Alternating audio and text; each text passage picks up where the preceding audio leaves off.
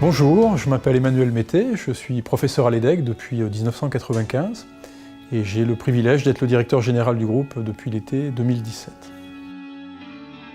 L'EDEC a été fondée il y a plus de 110 ans par des industriels du Nord. Elle est une association d'intérêt général et sa mission est de former des entrepreneurs et des décideurs qui vont être reconnus bien sûr pour leurs compétences, mais plus globalement pour leur impact sur le monde et sur l'économie. L'EDEC se caractérise par une grande indépendance d'esprit, par une recherche systématique d'aspérité, par un véritable esprit d'entreprise qui la distingue d'autres institutions.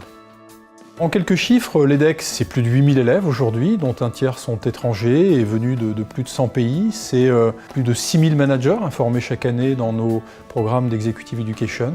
C'est 500 collaborateurs, dont 150 professeurs, 140 millions d'euros de budget.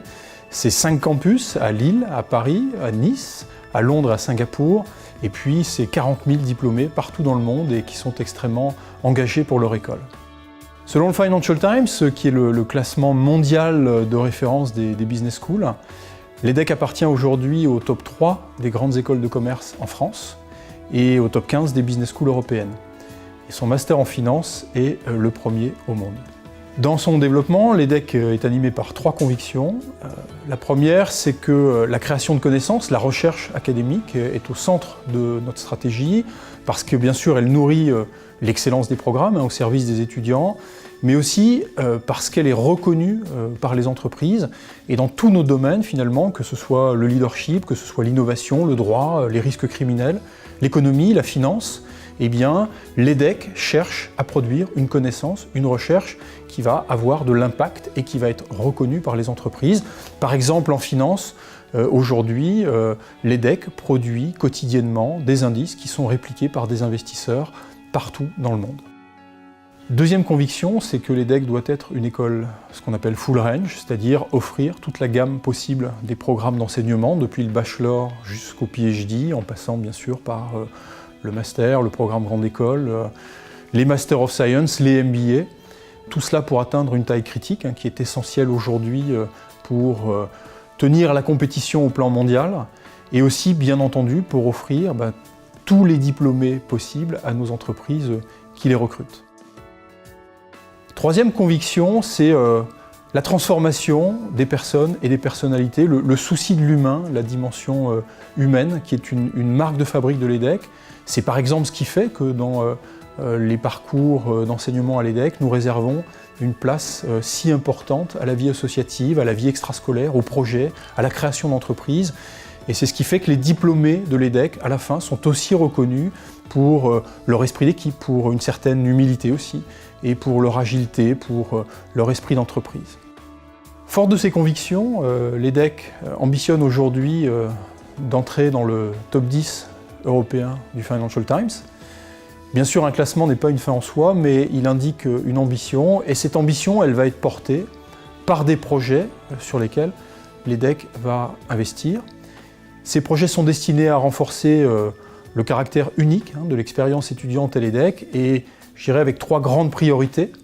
Alors, première priorité, c'est de préparer l'EDEC et ses diplômés au monde de demain, c'est-à-dire à la révolution numérique, à l'intelligence artificielle qui vont profondément bouleverser nos économies. C'est donc préparer nos étudiants à y prendre toute leur part.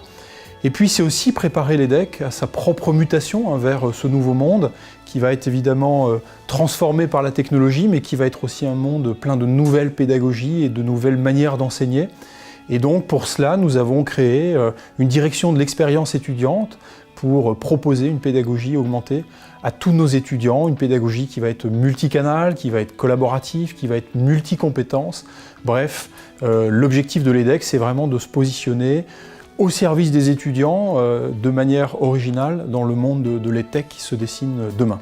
Deuxième priorité à venir pour l'EDEC, c'est l'internationalisation. Alors l'EDEC est déjà une école très internationale, mais nous souhaitons accélérer, rendre nos programmes bien sûr toujours plus internationaux, signer toujours plus d'accords d'échange avec les meilleures universités autour du monde. L'EDEC, vous le savez, s'est projeté à l'étranger, d'abord pour le rayonnement de sa marque, avec nos campus de Londres et de Singapour, et puis nous avons ouvert des bureaux de représentation en Chine, en Inde, en Russie, aux États-Unis, donc à New York.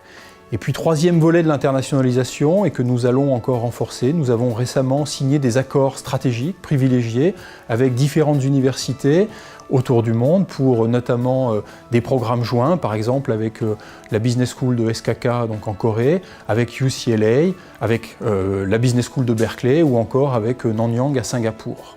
Troisième priorité pour l'EDHEC, c'est l'entrepreneuriat et l'innovation qui sont essentiels pour préparer le monde de demain et qui font d'ailleurs partie des aspirations profondes de nos étudiants. Alors l'entrepreneuriat, il fait partie intégrante de l'ADN de l'EDHEC. L'EDHEC a été créée par des entrepreneurs et elle a toujours eu une logique de développement entrepreneurial, en rupture. Et l'entrepreneuriat aujourd'hui, à l'EDHEC, c'est beaucoup de choses. C'est un Master of Science qui regroupe une centaine d'étudiants venus du monde entier.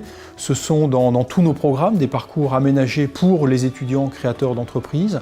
C'est un MBA qui est reconnu par le Financial Times comme étant le meilleur en France dans le domaine de l'entrepreneuriat. C'est un incubateur, EDHEC Young Entrepreneur, qui est basé aujourd'hui à Lille, à Nice et puis à Paris à la station F, et dans des écosystèmes qui sont vraiment liés à l'entrepreneuriat.